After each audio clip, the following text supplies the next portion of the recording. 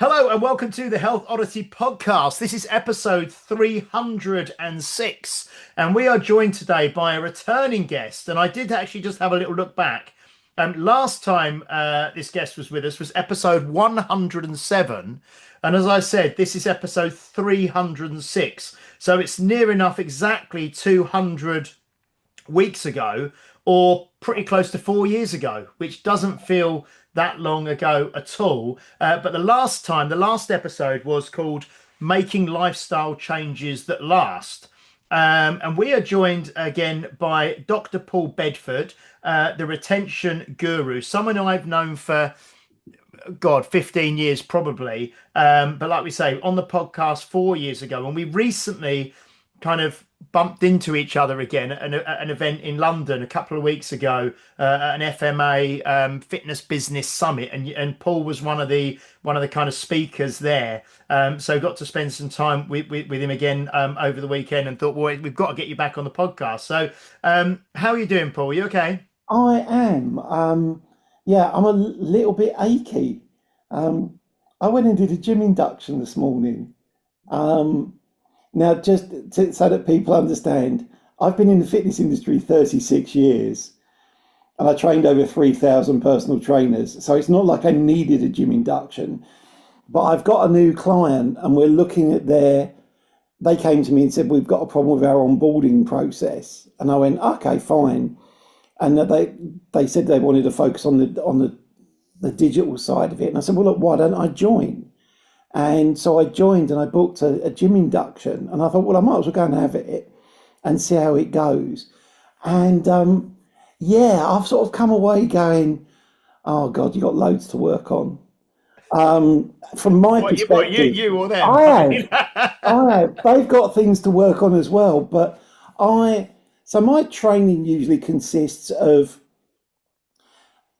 mainly machine weights, because for me, it's about efficiency of time. I go in, I leg press my body weight, I bench press, or chest press, pull down or rows, and I do about 6 to 8 exercises. I do about 20 minutes of rowing, and I do some stretching, and then I'm out. I'm done. It's sort of be as efficient as possible. And when I was doing this induction this morning, the instructor said to me, "Oh, so what is it you're looking for?" And I thought, "Oh, this will be interesting." I went, I I said, "What I want is everyday strength." I said, "I'm in my 60s now."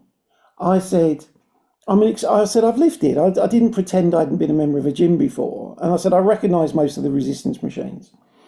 I said, "But I probably need to do something a bit different." Oh, wow. So they took me through exercises that I knew anyway. So stiff leg deadlifts, squats, traditional deadlifts, hang cleans. Um, but well, all that of them, sounds quite. That sounds quite. Um, I know you're not a new person to exercise, but at an induction, that sounds like quite an advanced sort well, of selection of exercises to yeah, teach someone on the first visit. yeah. Especially hand cleans. Yeah, yeah, yeah. Um, and I didn't. Obviously, I didn't give away why I was there, but I was like, oh, I've trained a bit. I've done a bit of this. I wasn't, you know, Mm, I'm complete newbie. Um, but the person taking me through it, that they made it really clear that was the stuff they liked teaching, mm. and that's the stuff they did in their own training. And I Yeah. was like, okay, let's go with this. And I'm thinking, and when we first started doing squats, we had to adjust it a few times because of the rack height and yeah, just normal stuff.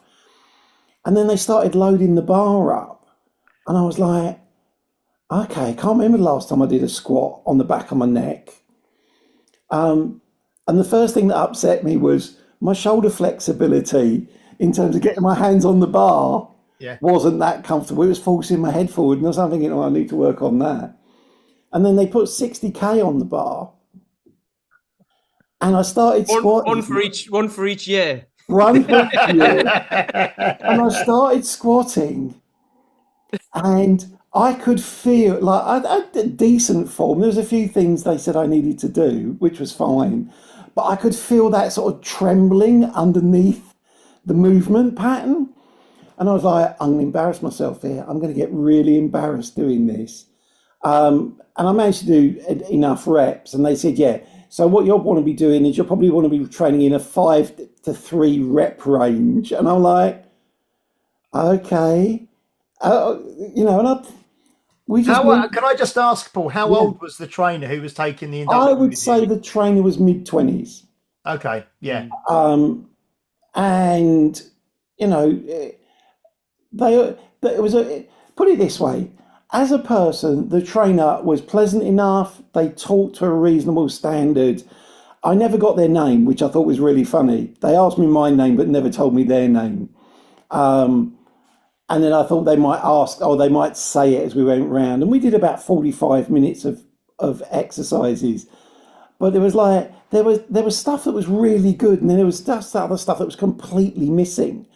And I was like, are you gonna, like I said to them, I've had a full knee replacement, so I want to avoid lunges. I said, and it's not because of the strength, it's just for the lack of proprioception. I can't often tell where my knee is, and when I push back up, you've got no feeling in your knee when that's happened. It was just, but I sort of came away feeling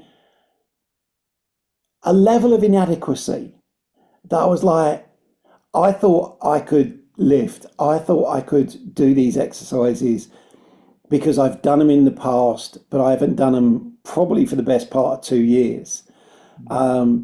And I'm like, I know I'm going to be like, when we finish recording this, I'm running a Radox bath. Do you know what I mean? I'm like, I'm going to start now.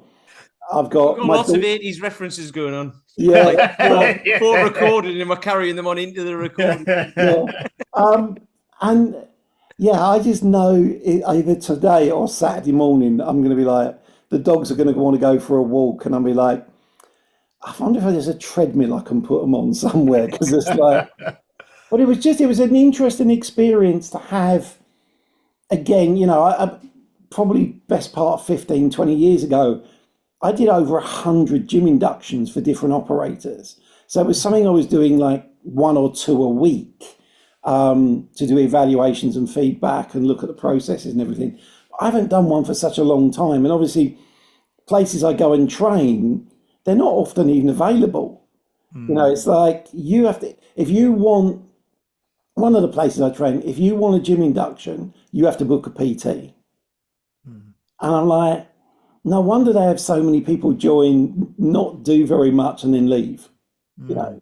Just to Um, explain to people who didn't mm, listen, who haven't listened to you before. So, mm. Paul, you travel all around the world, and I love seeing on Facebook. You always put, I think it's something like you. Is Hate it you hate airport. traveling? You hate airports, but you love the destination or Yeah, something, and you travel all around the world, yeah, and you go and work, and you kind of help gyms and health clubs, and sometimes big kind of global brands and yeah, national brands in the US, yeah, to kind of with their processes, with their retention, with their yeah, attrition, with the way they sort of set up the member experience, don't you? yeah, yeah. Just to give people some context as to your background and what you do. Mm. Yeah, yeah. And we've been doing that now for this is our 20th anniversary of that business. Um, and you said about travel, I've already done 100,000 air miles this year. Mm, So, and our data sets, I look at studies that people are publishing and they're going, we took 28 people. I'm like, great. My last data set had 1.6 million members in it and 222 million visits. mm. And that's not to suggest that 28 isn't worth doing because sometimes you can get more detail on those. But we work with huge data sets and big companies Mm. traditionally. We will work with the smaller businesses, but Mm. it's just not our bread and butter. Mm. So when we had you on before, we were kind of Mm. trying to unpick some of the things that you teach big gym brands and health club brands and that help members Yeah. stick to exercise for longer Mm. because that's good for their business, for retention and for the bottom line and for income and all the rest of Yeah. it. And it was how that maybe members could use what you have learned to actually sort of do a bit of that for themselves. Yeah. But we recently, I mean, like you probably have as well. In the last week, I just made some notes because I've had loads of people sending me articles and sending me clips from the news and stuff about this. I think it was a Harvard study that came out like last week, or certainly it hit the media, which was around this kind of if you could do 90 minutes to 2 hours of resistance training or strength training per week, Yeah. it will kind of reduce your all-cause mortality by Mhm. 19%. I think something like that. Yeah. And then if you, and I know that the recommendation of, I think it's 150 minutes a week of kind of Cardiovascular. Yeah. moderate activity, which includes like brisk walking and just being Yeah. active, and if you put both of them together, I think they said it was like, you had a 58% or 53% reduced, chance of all cause mortality and stuff. So loads of people going, oh, look at this is really good about strength training and things. But when I saw you the other week, you mentioned again, won't mention any names, Mm. but a company that you were working with, and I think you said something along the lines of they'd said, "Oh well, if you can't train like 3 times a week, Yeah. it's pointless doing it, or it's not good." What's the? Can you kind of talk to us a little bit about that, Yeah. maybe? So, yeah, well, let's not mention the company because No, yeah, for two reasons. People might make judgments negatively, and I was actually really impressed with that business. So they are, if you think small group training, they're based on that. Very, very program orientated, really good program design. So it's not just thrown together, what are we doing today? It's all, to a certain extent, it's yearly periodized. But the attitude within the organization was very much, if you're not training 3 times a week, you're weak, you're slacking, because it's full of people who train every day and have a training mentality of, yeah, they get up in the morning and train before they do anything. And if you were asking them to come out at the weekend, it would be after training. Training goes in their diary first. And I said to them, I applaud the commitment from the staff and some of the members, but you need to recognize that not everybody's got that amount of time, and that someone coming twice a week isn't a failure. Hmm. Because you can still get, decent amounts of strength training done twice a week, or the Harvard study suggesting this. But I think I think we've moved in the last few years to it's almost this mindset of optimization. Everything's got to be almost perfect. How much sleep have you got? What's your heart rate variability? How much protein are you eating? Like, there's so many things for people to juggle that and I don't think someone who's new to exercise would go to that particular business, but someone new to exercise needs to get like just into the routine of training and then change another thing and then change another thing. And, I hear trainers, and I spoke to a couple of trainers at the event we were at, going, oh yeah, when someone starts, I give them this list of 50 things they've got to change in their life. And it's like, no phone 2 hours before going to bed. And I'm And like, that's for starters, I suppose, before you yeah, go into the yeah, in-depth program afterwards. Yeah. yeah. And I think it was my reaction to this actual company was, look, 2 times a week is great, and also that you just need to be a lot more mindful now, that people are using more than one facility. So just because they came into you twice a week doesn't mean they weren't training. They might have been doing something else. They might have been going to a run club, or they might have been doing yoga, or I think we've got people who are into training are training diversely now. Hmm. And I know I hear the term hybrid athlete, and sometimes that means training in a facility and at home, and sometimes that means I do cardio and resistance. So, but some of the hybrid cardio resistance programs I've seen are, and again, throwback. That's how we used to train. Used to come in, do some Yeah. cardio to warm up, do 3 or 4 sets on 1 or 2 exercises, then you do a bit more cardio, then you do a bit more resistance. And then somewhere during the 90s, training became, oh no, you either have to do cardio first and then resistance, or resistance first and then cardio. And then there were loads of arguments around that. And then sort of, now, Or even do it on different days. yeah, So you have kind of like cardio one day and yeah. strength another day, and And yeah. it's all about it. The message is all about optimizing. And I've made this point a few times. for most people, it's about satisficing, doing enough. And I fall into that category. I fall into this category of I train, weights twice a week because it satisfies me to just do that. I don't feel the need to do it more than that. I do cardio once a week, but I walk my dogs for somewhere between 1 and 2 hours a day, every day of the week. And I'm like, I don't need to be tracking my sleep and stuff. Will it make me live 7 minutes longer at the end of Yes. my life? Here's the thing. Here's the thing with that, because I don't. My cardio is walking. That is Yeah, it, right? I mean, yeah, obviously lifting weights and that, my heart rate goes up and everything, yeah. so that's fair enough. But my cardio is walking, and I've got a watch now that measures my Mm, where I go for like maps for people and stuff, because I've got a walking group, so some people want to know where they are. cool. So Yeah, I do it for that, right? I'm not bothered about where I've been, how long it took, or whatever. I don't care, but I'll just do it anyway. yeah. But I started to put it on and then just have a sit down and meditate for like 20 minutes Mm, just to see what my resting heart rate was. And my resting heart rate when I do that is like an average of like mid 50s, yeah, like low 50s, and I'm 50 years old nearly. So that's good. And yeah, all I do is walking. yeah, I don't do anything else for cardio apart from live, yeah. which is cardio in itself, isn't it? But that's all I do is walking, similar to you, a couple of hours a day with the dog, and that's it. Yeah. And So I don't need um anything else really. I'm trying to think of all the peptides and all of the bloody and wearable tech and all of this, and it's like you don't need any of that. yeah, and I just think if you're looking at new people who are newer to exercise or maybe don't do as much, it too often I think our industry's moved up into this, you've got to be at optimum all the time. And I mentioned this in a conversation last week.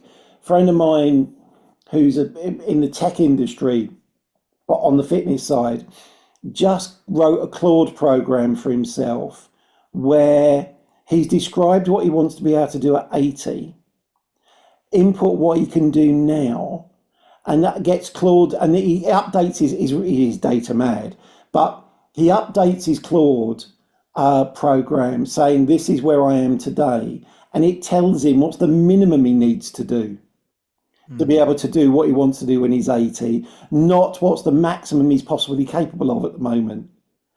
So I might just say to him, 10-minute walk will do it today, or, these lifts, because there's some particular lifting he wants to be able to do. And when I say particular lifting a carry-on bag into an overhead rack on a plane. He said, and I know that's not going to weigh more than about 7 or 8 kilos. But I want to be able to do that in my 80s. So he's thinking of it from I want to be active and I'm going to be active, but I want to do the minimum I need to do rather than trying to optimizing everything. And when I sat and listened to him, I'm thinking that is possibly goal setting at its optimum. Do you know what I mean? It's like, I suppose if you set a thing for what's the minimum I have to do, yeah, you're likely to do a bit more, surely. yeah. So Well, rather than saying what do I have to do to optimize it, you're going to be like, I've got no chance of doing that. Whereas if you're here, you're going to go, oh well, I could do that and more. So well, therefore, my chances are even better. But Pete, without having to go too far, yeah, it Pete, would there's keep you in check. loads. Sorry, I'm interrupting you. That's Loads right. of studies which show things like go put your walking shoes on, and go out and walk for a minute. And once you've walked for a minute, the chances are you'll walk for two because you're like, well, I'm out now. Rather than going, I've got to go and walk for 55 minutes, and you're going, oh, I've got to get tea ready, and I've got to do Yeah. this, and I go, it's like go and walk for a minute.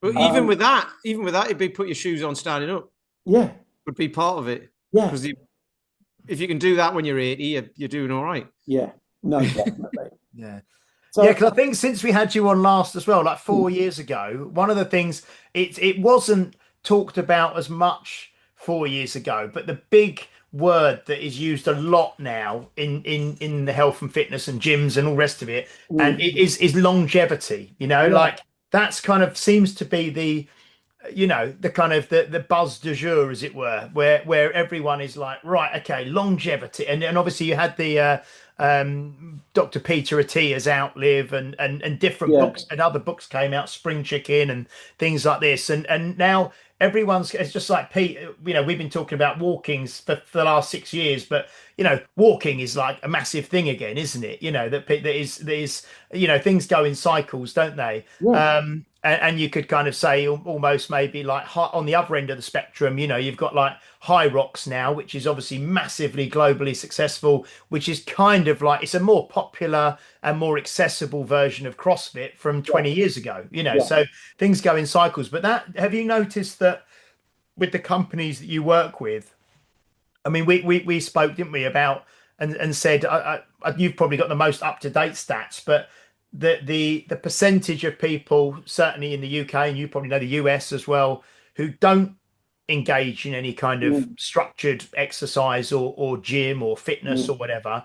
Um, are the companies you work with trying to reach those people now with a different message, or? Yeah, they are. And I think, I'm not, I don't know how to best describe it. I'm not anti the longevity message Hmm, because I think that's a message actually we've been pushing for a long time. We've just called it something else. hmm, Um, a lot of the operators I work with have jumped onto the longevity as a sales tool. hmm, You know, as long as it makes you buy more memberships, they'll sell you longevity. If you hmm, like take someone like Equinox, who I'm a big admirer of in the US, they've got their $40,000 a year mega health program, which does all your biomarkers. And my observation of that is, yeah, there'll be a few people who want that, but a $40,000 membership makes a $3,000 membership sound cheap. hmm, So is it just price positioning hmm, that makes you go, oh yeah? I'm really curious, and because I've not been able to do this research, I'm really curious to see, do people who sign up for longevity programs stay any longer as members than people who just sign up for a regular membership? The funny hmm. thing is, as well, you can't actually prove anything, can you? Because you've got to wait 30 years to prove that Yeah. whether Well, it worked or in, not. in the stuff that I do, I can look to see if they stayed a member.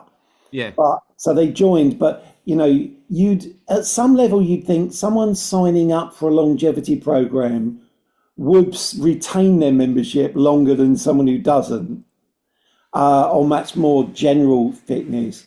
But we really don't know. And Yeah, you'd assume, I suppose, at the very least, they're approaching it with a longer term mindset, wouldn't you? That they're yes, they're they're they're viewing this as something, right? This is something I'm going to do for decades, yeah. rather than months. You'd, Well, you'd look, assume. no one joins a gym thinking they're not going to go and that they're not going to get results. Their own interpretation and their intention is, I'm going to go on a regular basis, I'm going to do this, and I'm going to get the benefits of this.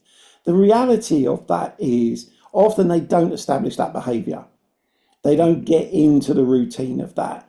Um, and so we have to think about, the challenge, sorry, the challenge with longevity and health, if those are two of the same things, is like you said, that it's very difficult to measure the total outcome. And if you look at it from a psychological perspective, there's no end point. Mm, And so, goal setting works really well when you can give it an end point. Most people used to be able to think about their future in 5 year blocks. And it used to be a question you'd get asked if you were interviewed, where do you see yourself in 5 years? Now people think in 18-month blocks mm, about their life and the elements of their life. That we're really struggling to be able to project our behavior into the future and then actually fulfill those behaviors. There's a you know it, one of the reasons a lot of companies sell multi-payment packages is it's less painful to pay for something you haven't paid for in the future than pay for it now. So it's like pay over 6 months rather than pay over one. You make the first payment. After that, the actual payment process isn't painful anymore. Mm. Whereas you pay one big lump sum up front, it can be a barrier. And I think it's really easy to commit to a behavior in the future you've not yet done.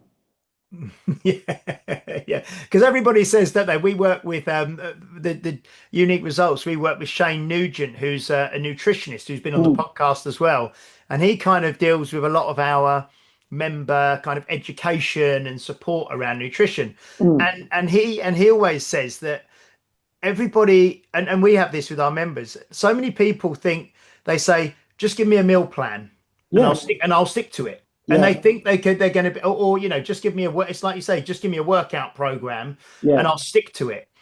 And people think they've somehow got this cast iron resolve that, if you give them a PDF or a printout, they're yeah. they're just going to do it and follow it like a parrot. Um, and so and life just doesn't work like that for probably 99% of us, does it? No, So no. And again, I think it's that that mindset starts to fall into the optimization. Whereas, like when people ask me how often do you train, daily-ish is my answer. And mm, and my nutrition is good daily-ish. You know, I'm fairly conscious of my nutrition. Um, and I make sure that, I've already done my meal prep today for tonight. Do you know what I mean? I'm like ahead of it. But it does take cognitive load. And I think what people want is they want the PDF to reduce the amount of thinking they've got to do. mm, So yeah. that's what they want. But what they don't realize is when they don't follow, let's say, a meal plan perfectly for 5 days because suddenly they bump into someone, they said, do you want to come out for dinner tonight or let's have some lunch together? They suddenly like catastrophize in their head going, oh, I didn't follow my meal plan, I'm a failure, I'm a disaster, da, da, da, da. And you go through what's a traditional relapse process. You mentioned, I mean, we've just someone that sprung to mind because you mentioned if someone joins somewhere and they get given like this optimization, this 50-step process or 50 things Mm, they got to do. We've got a gentleman who joined us about 4 or 5 weeks ago on our kind of Fit for Life program, which is kind mm, of like for new people to exercise, for people who are not used to mm. training. It's three 30-minute sessions a week. Yeah, Um, and and uh, and he's a bit overweight, and after the first every 2 weeks for the 6 weeks we do a little weigh in and things, yeah, and his weight hadn't gone down. In fact, it had gone up by a kilo or something. And um and one of our trainers said, oh, what are we going to do about this? I said, well, look, this guy's not you he's not in good shape at the moment. He's mm, starting to change his life a little bit. The most mm. important thing is that he just get he I don't if his weight doesn't change much in 6 weeks, it's going to be, if he comes in 3 times a week and he starts to Celebrate build that. that habit, we can then start to look at things a little bit more down the line. And Yeah. I took your advice, actually. I've been using your advice, and I took a little selfie video and sent Mm, it to this guy, this member, and said, "Oh, I'm just checking in with you because I know that your weight didn't change much. I just want to check you're okay and that you'll be in. I'll be in on Friday. We can have a chat, blah blah blah." And he sent me a message back saying, "Oh, thanks, really. Yeah, I was a bit miffed or whatever. mm. But yeah, really appreciate you contacting me. We'll have a chat on Friday." But he's diabetic. He's type 2 diabetic. Yeah. And he said, "Oh, I'm wondering if insulin and things is affecting things for me and blah." And I'm Mm. just like, "Well, let's just keep you training. Just keep coming in and Yeah. moving, and we can tackle things because, like you say, going from nothing to that is a huge positive, and we Yeah. have to build on that, don't we?" Well, definitely. And I think Pete, I can't remember if it was in before we came live, we were talking about, celebrating someone doing 100 workouts. Yeah, or Not walks. Yeah, cele- yeah. not celebrating, oh, you've lost 5 kilos. It's like you did 100 workout. And I think sometimes we focus on the physiological changes Mm, too soon, where we should focus on the behavior changes. Because if you've got someone who's coming 2, 3 times a week and that adds up to 100 workouts, in the best part of 7, 8 months, you're like, that's commitment. That's mm, commitment. And you will get health benefits from doing that, even if you don't necessarily get a weight change. mm. I think you'd probably get a weight change over 7 or 8 months, 3 times a Yeah, week. yeah, But yeah. At the same point time, there are plenty of people who train, have been training for years. Their physiques haven't changed at all. Their fitness has, but they can't judge that because it's hard to tell what you can't do when you can do it. Do you know what I mean? Like, so, yeah, I used to as a PT when I have clients, I'd take them through their first workout, write it all down. Let's say they did 6 minutes on the treadmill. I'd track their heart rate every minute. 12 weeks later, I'd make them do that workout. And they'd be like, what is this session? And we're like, this is where you were 12 weeks ago. And they're like, what? And I'm like, yeah, because as you progress, it constantly gets harder. It never gets easier. Yeah, yeah. Um, and I think, yeah, we just need to be mindful. I think sometimes as experts, we get into that expert mindset. We want them to be perfect and achieve everything now. Things will happen, things will change over time. And the guy you're talking about, he didn't get into that health state over a month. He probably got into that health state over a decade. Mm.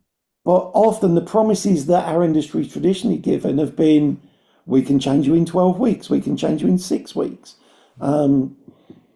So yeah, I just think we have to be mindful. Meet people where they're at is a term I've heard lots of people say recently, and I fully agree with that. And just go, this is where you are. Let's see where we can get you. Mm. Right. So, Go on. so with Instagram and all of that, Mm, TikTok and everything, right? yeah, And people showing off and selling their PDFs and all of yeah. this stuff, right? And they're ripped and oiled up and always shiny Mm, and all of that. Um, can't write because then people will say, well, meeting someone where they're at and mm, saying just come and do some sessions and don't worry about the weight loss and all that doesn't mm. sell. So you're a man who knows about this, right? Does it or doesn't it? Do they need all the shiny stuff? I mean, we know they don't, right? But that's what So I'm not. that's what people will tell you that people are drawn to. But or they put off by it, so therefore they don't even go to do the thing that people say you can't sell, and that's exactly what they want. Well, it's interesting. There's a book, and I think it's by Rachel McElroy called "Resistance to Exercise," and it's why people don't exercise. It's an older book, but a lot of people are put off by the judgment. And it was interesting going having this gym induction this morning. And it was in an environment where there were a lot more younger members than there were people of my age. And I thought, thinking, oh God, they're all going to watch me. They were all on their phones. And it's the first time I've looked at them all being on their phones thinking, thank God you're all on your phones. They were all sitting, resting between sets, and they're all like heads down. I'm thinking, no one's paying any attention to me because they're all head down. Now, in terms of do we need to, I think that sort of shiny, oiled up approach is attractive to people who want that as an outcome. But there was a guy that I spent time with at the event we were at, James, who's just opened a strength facility here in the UK for 50 plus adults. Yeah, Strongevity, isn't it? That's Because it. I follow, Lewis. yeah, I follow him. Yeah. Yeah, great guy. Yeah. And he's got a traditional lifting club. I think it's Black Country Barbell. But he said, look, we're going to just focus on people like me who want to lift, but want to do it in an environment where it's supportive, but doesn't need it to be, I hope no one gets offended by this, but like hex lights and matte black paint. Mm. It's a very different market. Now, if you think about the age distribution of the population separately from the age distribution of what the fitness market attracts, the biggest population in the UK is people of my age, baby boomers. Mm. Whereas the biggest population using gyms is Gen X, Gen Z. But they're actually like a small percentage of the total population. So I think if people are going on, you're going into a very crowded market. And I think, again, at that event, the number of operators I spoke to who were, I think, probably if you'd asked them the question 10, 15 years ago, it would have been the oiled up, shiny, lifting top off. The vast majority of them have gone, not going there anymore, going to go for an older market and charge 3 times as much. You know, it's like, and I was quite blown away by what people were saying they were charging, and then going, and there are people prepared to pay that because they've got the money to do it. Mm. And so, sorry, Pete, I'm going around in circles here, but I think if you're on Insta and TikTok, you're going to attract an Insta and TikTok type audience. Mm. I don't think, and it's probably as unfashionable as it is, go on Facebook, because Well, yeah, sorry, I'm interrupting, but I was going to say James's gym is a prime example. It does all right yeah, out of it's not a shiny object gym, is it? It's like yeah, come along and we'll look after you. yeah, One thing that And that's happened in it. the last week, which really it kind of I did a post with one of my ladies, again, friend of the show, Edith. She was on it, and she was just did a Pedant of the show. pedant of the show, pedant of the show, critic of the show. Yeah, she did a she just did a very basic like clean and barbell press. Well, it was 5 second clip, yeah, and she's not an Olympic lifter. She's 67, 68 years of age. Yeah, and she's not done it very much. So it's not like we're trying to train her to be in the CrossFit Games, mm, but she just did like a clean and a press, and the number of literally like 70 on Facebook. This is Instagram is different, but on Facebook 70% of the comments on loads of people saw it were negative, and they were like, you're going to hurt your back, you're going to hurt yourself, you need to get a trainer, your trainer should be teaching you better, this is this. And all the comments I just put, thank you for your feedback, thank you for sharing your opinion, blah blah blah. yeah, And then a couple of them, one lady just kept coming back, and I just sort of said, look, it's not perfect. I said, and if you only show like perfect like people lifting weights perfectly, how does that kind of for the average person, the normal person who wants to start doing something, it's yeah, a 5 second clip, you've got no context, you don't know if it's the first time this woman's ever done this or yeah. whatever. But there is a thing out there of being negative to yeah, I suppose it's this thought that people only post the highlights, you know what I mean? They Yeah, only post the best things, don't they? And the people that look perfect and they're wearing the perfect Gymshark clothing and they look great when they do it, but that's not reality. And I think we need to be a bit more, I yeah. I think like today when I walked like was in the gym and I was walking around and I'm looking and the group of people there were in pretty decent shape, most of them. But there were people like me and there were people who've obviously been training, but they're there for they seem to be there for the benefit of the training rather than needing to be on Facebook, if that makes sense. Do you know what I Mm, mean? It's like, and the majority of places I visit, particularly like the big operators I work with, I walk around and the attendees, the people in the gym, look like the rest of the population. mm, They don't look like the cast of Love Island. mm. The place we had the conversation about earlier, which was more small group training, they did look like the cast of Love Island, and the owners of the club and the coaches. I remember being at the event, and there was a swimming pool because it was their national event, and I was like, I'll go and sit by the pool this afternoon. I've got a few hours, and then I walked to the pool and I was like, no, I won't, because it looked like Love Island, and I'm thinking I want to get a bit of a tan. So in the end, I grabbed a coffee and went and sat down by the beach, but it was some of that's really intimidating. And so what if their technique's not perfect? You Mm. know, like you said, they're out of context. That could have been the 99th rep they've just done. They've just done 100, they're just on the way to doing 100 clean and Mm. presses. And you're like, yeah, my technique could look like that after 100. You Yeah, know? it is interesting because I do think, like Pete mentioned, the that because a lot of the marketing as well, I suppose, because you must deal with that Yeah. with the clubs that you work with.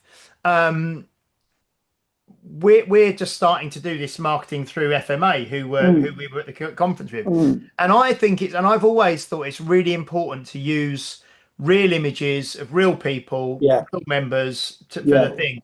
But so many, marketing things that I see from probably big clubs, chains, whatever, and it's because probably they're marketing to, but yeah, they are that kind of Gymshark, maybe like people in their 20s and 30s and perfectly done hair and yeah, looking pretty, looking beautiful on everything. Um, is that still how a lot of marketing's done in the States? yeah, Are they changing things yeah. or? No, there's still, and part of it, from my I know understanding, there's an aspiration there, isn't there? yeah. Like Pete said, is it aspirational or does it put you off? It's kind Well, of. I think depends on what type of market you're trying to attract. If you take someone, let's say like a Gymshark model, and you have someone in that style as your marketing, you're basically saying, I think you're saying, we're trying to attract people who want that as an outcome. Whereas, I work with a club chain in Paris called Club Med Gym, CMG, and they traditionally were part of the big Club Med organisation, but they were carved off, and they only used images of their customers. Now, to be fair, some of their customers were gorgeous, but and others were just, looked like everybody else. I remember, but they would put them on big billboards down the side of buildings, and it'd be so and so, Monique, she's a member of CMG, and you'd look at the picture and you go, and I think they weren't trying to go after a group of people that would then be Instagrammable and do the external marketing on their behalf. We did a marketing campaign years ago. In fact, it was so long ago, I was still managing clubs. We took a picture of one of our trainers' dads, and we did a before and after, and we used the same picture. And people looked at it and they were like, we're trying to like spot the difference. And underneath it listed all the medications he was on in the before and the number of medications he was on after. And we went, he's been training for 6 months and this is the difference. And the number of people who came to us and just went, that's what I want, you know. And I remember there's a friend of ours, James Keith Smith, was training a woman one time when I first knew him as a trainer before he became an educationist. And he trained a woman and he came in to see me one night and we were chatting. And the woman said, you've given me my dignity back. She said, I felt really uncomfortable about going anywhere or doing anything just because of incontinence. And she said, and since training with you, my confidence in my whole body's improved, and some of the exercises that you and the other team members have suggested have meant that I'm taking less medication and I'm less incontinent. And he goes, and he was all not in tears, but he was really emotional. And that we were both like having this moment just going, yeah, that's why you train people. Now, there will be people who are maybe listening to this, but certainly on Instagram, they're going, I don't want clients like that. I want to be able to go, this is the before and this is the after, and here's the six pack. It's not what everybody needs or wants. And I think as you age, and I'm talking, case study of one with me, as you age, some of those things are less important. It's not that they're not important, but they're a lot less important. Yeah. I think there's two ways here, because it was like, the before and after pictures, everyone like Yeah, that used to be the thing years ago, didn't it? But now you could use AI for that anyway, so it's not, yeah, who knows if it's real. Like, you could do anything with it, couldn't you? But so I think that thing of putting someone on a billboard who's not necessarily in great shape, mm, but not in terrible shape as well. It's like, is that a good or bad advert? Because do people want to see, well, that's great, but I don't want to look like that. I want to look slightly, I don't know, better, whatever the word is, slightly yeah, better than that. And it's like, well, we've got them as well, but you can't put everybody on it. So yeah, I suppose it's getting the message across of like a cross section of people, isn't it? Like a picture of a group of people or something. Like, these are the type of people who come, and they're all shapes and sizes. yeah, And then the other way I think about it is Brexit, about how the campaign for that went. And there was the Channel 4 program about it, wasn't there, where yeah, they didn't go after the Brexiteers didn't go after people who were already voting for or against it. They went for the people who didn't vote. Yeah.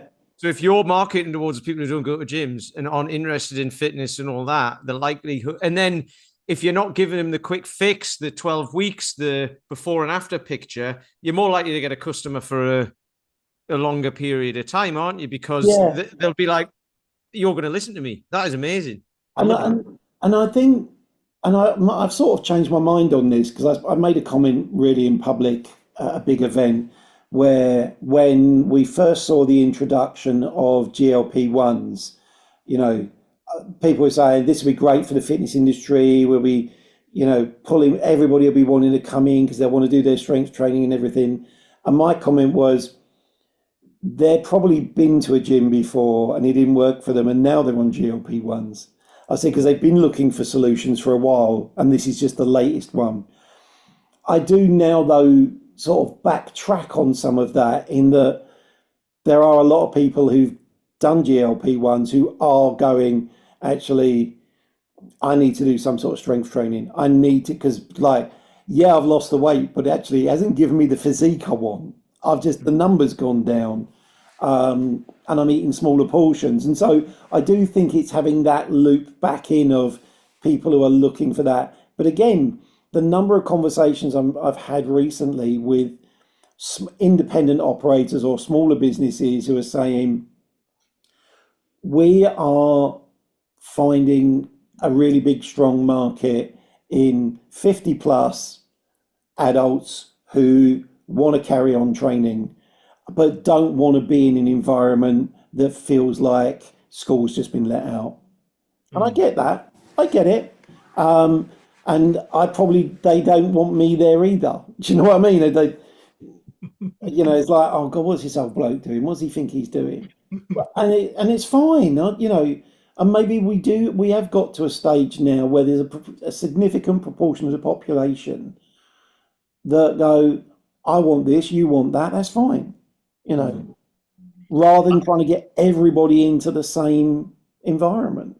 Yeah, I was at a dinner. I don't go to like the gym anymore or anything. I do everything at home, but I like to think now, right? If I get to 50, I go down the gym, right, and just be there, and people are like, "Wow, he looks good for his age and stuff like that." But it probably wouldn't be. They'd be like, "Get out, granddad." Yeah. I'm just going to stay away. I was at a dinner yesterday, and someone said to me, like, there's a new gym opened in Chelmsford, and it's a big kind of more of a bodybuilding kind of type thing, and it's like you said, it's the black walls, the hex lights.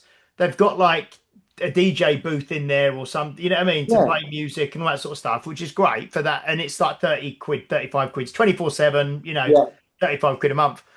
And someone kind of said to me at this dinner, they said, "Oh, there's this new place opened up, isn't there? What do you think about that?" And I'm like, it doesn't bother, I can't see any of the people that I train wanting to go down there. You know what I mean? It's like bodybuilding, like you say, black walls, hex lights, DJ booth. It's not what it's totally different. You know what I mean? It's like so, and I think that is the whole thing about marketing and spreading your message, isn't it? And it's having that niche or that niche in America, and kind of knowing. And I think people sometimes overdo the niche, and they think you've really got a niche and you've got a niche down, and it becomes so specific that it's right. We train women in their 50s who've got 3 Alsatians and drive or whatever. But I think that you clearly have got different. I mean, maybe just touch on, because I don't want to hold on. We'll wrap up in a bit, but the market certainly in the UK now, I don't know if it's the same. I think it's even worse maybe in America in terms of,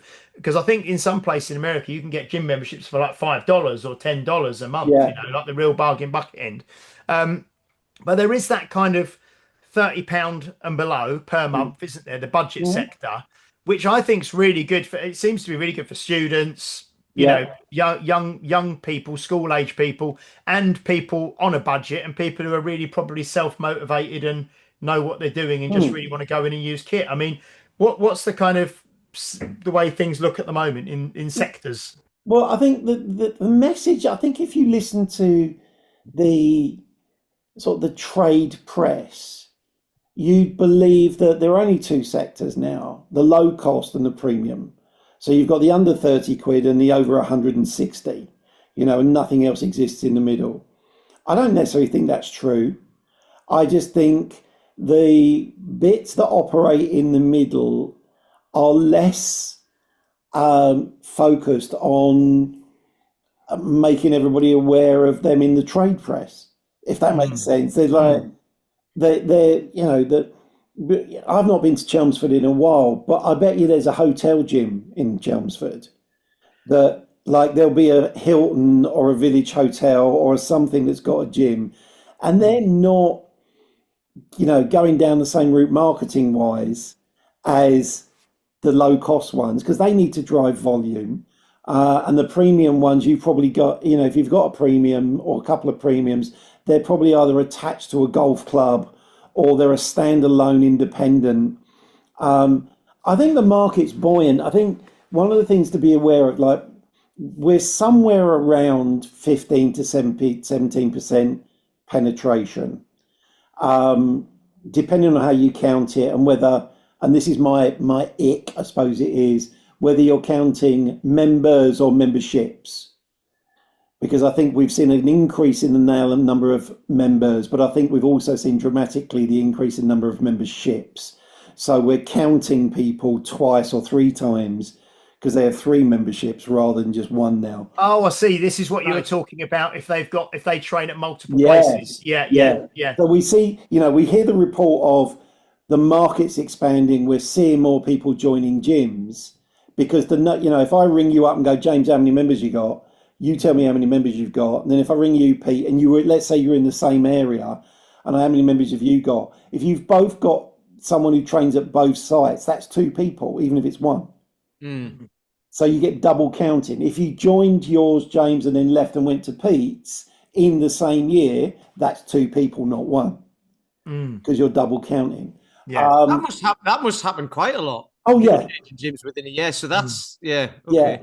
And you also got the difference, and we analyze this for business, the difference between deal hoppers and rejoiners. Deal hoppers, I cancel in the morning to get a better deal in the afternoon and save 25 quid this month, because this month it's £5 for the first month, £25 a month.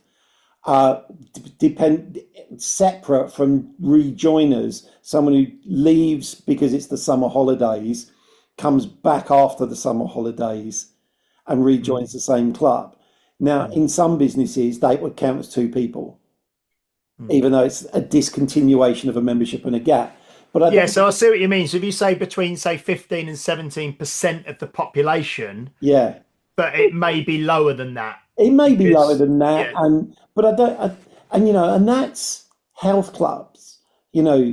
Probably not too far from you. There's probably someone who's got a boxing club. There's someone else who's got a Muay Thai club, and all of those clubs also do small group training sessions. But anyone going to those wouldn't get counted in the fitness because they'd be seen as being sports, even though they're not doing this. It just gets a bit bizarre. But I think the mid-market's quiet, but that's not a bad thing for the mid-market.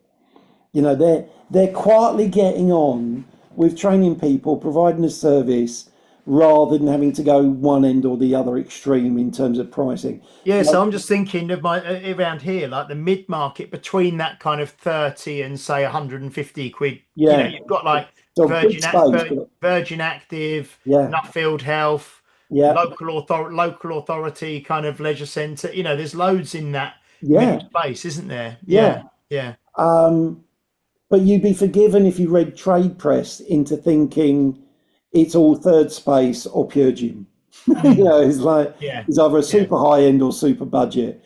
But I think what's interesting from presentations, because I get to go, I speak at a lot of events, I get to sit at a lot of events and hear people talking.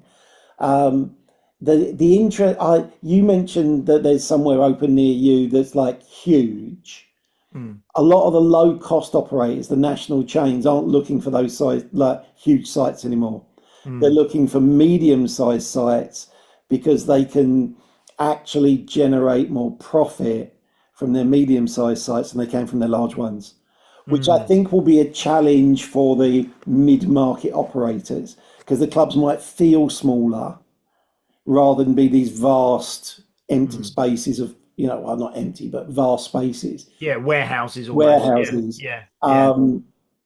but at a price point that would attract or will certainly ask questions. People are, well, why am I paying Nuffield prices when I could pay this price? It's like half the amount of money. Mm, That's mm, what, and because the challenge is always, if people don't understand what you offer, they judge you on price. mm, Simple as that. Yeah. Why is that 60 and that's 30? I don't understand, therefore I'll buy the £30 because it's less risk. mm. Yeah. We've got talking about lower end stuff. There's two pure gyms, Mm, probably within about 5 minutes walking distance of each other, and about yeah, 10 minutes walking distance from my house. yeah, Two of them. One of them opened up, and then another one opened up around the corner where Argos used to be, and that closed down. So that opened up, and then one of them's a bit bigger, but the other one's not that big. yeah, Um, but they ran a thing where it was a tenner to join this one or something, and that one was like 20 quid or something. yeah, So everyone left that one and went and joined this one and got the new price. yeah, But then they both balance out, so they just go back the other one or whatever. yeah, So that was really interesting actually. But there's a lot of big student population around where both of them are. yeah. But there's also another gym called Body Development, who you might know. I don't know. He's a guy called Tom Crudgeon, who's been around for years. Okay. And he's really good and he knows what he does. And he's sold out all the time. And he's got waiting lists and everything. And he's right in between the two of them, Yeah, where he offers something completely different. yeah. And I So it's think, really interesting. So they all seem to do very well, all in the yeah, same. And there's another gym opened up just by him because they've developed this new housing thing all around. And then when they do that, instead of saying, "Oh, you've got a gym, you're nearby," they go, "Oh, we'll just build one that yeah, goes with it, and then we'll get someone to run that." yeah. So presumably there'll be space for that as well because there's more housing. So it's really interesting. You certainly, like property developers and landowners now, 20 years ago, they didn't want gyms on their property. Now they do. And I think the changing consumer market, you know, they, who, I'm trying to think who it is. It's not JD, Everlast. Everlast Mm. are a part of a much, much bigger company. Many of their locations are on retail parks, that the whole retail park is owned by the same company. Mm, So they've got their white stuff outlets or store, they've got another store, they've got another, and it's like you don't know that as a consumer, but when you know the brands are all owned by one holding company, you suddenly go, wow. And they want gyms because gyms bring people in who then go and have a coffee and then go and spend money. So they're trying to build, their own sort of retail ecosystem based around, a visit. And, people like Tesco's have looked at that. And, years ago, Boots looked at it in terms of could Boots get a niche part of the market that were more health orientated. And there was actually a site developed and it did very well. The problem was it attracted what Boots wanted it to do was attract non-traditional Boots customers. And guess what? People who shop at Boots joined a Boots health club, mm, because it's like, oh, that's aligned with what I want. Mm. But that company at the time, or the holding company there, were also the owners of Halfords. So they owned Halfords, they owned Boots, and they were going to sell Halfords to fund the rollout of their health club chain. And then when they got their Boots Advantage cards and they saw who was joining and they weren't reaching this new market, they pulled the plug on it. And I think that's now a Virgin Active. mm, But I think there's loads of room in the market. Niche, I think, is a word that's overused. I think there are sectors of the market or populations of the market that, different operators can go after. And I think, when I see people whinging about, oh, there's a pure gym opening near me, you've just got to look at it and go, okay, there's always going to be competition. There's nothing I can do but to stop them. What I can do is perhaps up my game and focus on the things that I do well that are different from what they offer. mm. You know, It doesn't help in terms of, a friend of mine in Biggleswade's got a small group training gym, and I was with him the other week, and he said he's got 3 tiers of membership: bronze, silver, gold. He's got a low cost operators opening down the road. He's lost 23 members to it out of 500, all from the bronze tier. He said Yeah. no one from the silver or the gold tier is gone. He said it's all the bronze tier. And he said, and the bronze tier is basically access. They come in, they train, they leave. They don't do anything as part of the club's community. They don't do anything else. He said they're obviously looking at it on price and going, oh, that one's cheaper, we'll go there. He goes, so I've lost 29 people. Does that impact his income? Yeah. Is he what he said, he'll build it back up. He'll get those 29 replacements over a period of time. But he's already got a really strong market. And I think his actual plan, and he'll tell me if he listens to this, and his actual plan is to almost remove the bronze tier and go, actually, you want to be here? You're up at this level. What he wants is Fraser type. He wants silver, gold, then platinum. Yeah, probably. There's a platinum door. If you've ever seen that episode, it's great. Do me, Paul. That's been really, really good catching up with you again, and it's always interesting talking to you. And and hopefully people have found that interesting, and just seen maybe like we were talking there. It's about human nature, isn't it, as well? Yeah. And it's about kind of behavior. I suppose is the big thing that people need to take from that. And and like you say, also to, I suppose, be kind to themselves and not try and judge and compare themselves to to some of these, especially if there's someone who's entering exercise as a newbie or as an older person or Yeah. someone who's just wanting to get in shape for health. There's far more out there than just the aesthetics and the Love Island stuff, isn't there? Yeah, definitely. Brilliant, brilliant. Thank you so much. Thank you, Mr. Peter Lant. Thank you. Thank you. Thank you, everybody, for watching and listening. Please do like, share, subscribe, leave a review if you're watching or listening on a platform that allows you to do so. And if you would like to follow Dr. Paul Bedford, where are you most kind of active? Are you on Instagram? I was looking at your Instagram stuff as we came on. Is that where you want people to go? Or Well, so we're not, put it this way, we're not on TikTok. no? My business is predominantly business to business. So, but we're on Facebook, we're on LinkedIn, we post daily, like ideas and concepts and research. And then once a week, we do a video just talking about a particular topic, which people can find at retentionguru.com. We're on YouTube. So I think there's about 600 videos up on YouTube on our channel now. But those would be the places. And if anyone wants to reach out to me, just it's Paul at retentionguru.co.uk. If someone's got a question, I'm happy to answer it. If I'm traveling, just be mindful.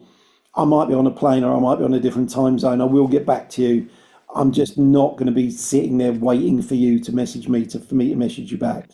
Okay. You're gonna have to And wait. if you are, you're listening and you're a trainer or you're a gym owner or anything like that, Paul is talking, you're talking all over the place, aren't you? All the time in conferences and conventions and summits and all over the world as well, like you say. So there's a lot of great content that you can watch. So thank you so much, Paul. It's been great catching up with you. You're welcome. Brilliant. And we will see all of you next week for episode 307. Until then, bye-bye.